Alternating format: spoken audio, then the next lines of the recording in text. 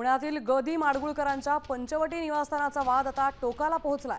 पंचवटी वास्तू पाडण्यास विरोध केल्यामुळे आपल्या जीवाला धोका निर्माण झालाय, असा खळबळजनक आरोप माडगुळकरांचे नातू सुमित्र माडगुळकर यांनी केलाय।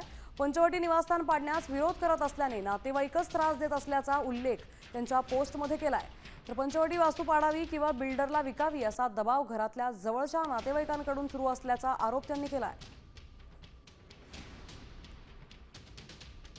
माझं असं म्हणणं आहे की तुम्ही लोकांचे करोडो रुपये खर्च करून गदिमांचं स्मारक एकीकडे बांधताय आणि एकीकडे गदिमांचा वारसाच त्यांचा बंगलाच तुम्ही पाडताय।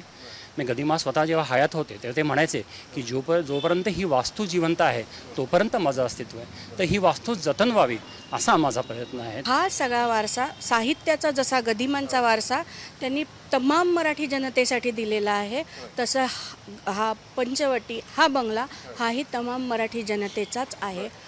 आपली पुढची पिढी म्हणजे त्यांना आपण काय लिगसी देणार आहोत, हीच लिगसी त्यांनी पुढे चालवायची आहे आणि त्याच्यातूनच त्यांना नवीन नवीन प्रेरणा मिळणार आहेत।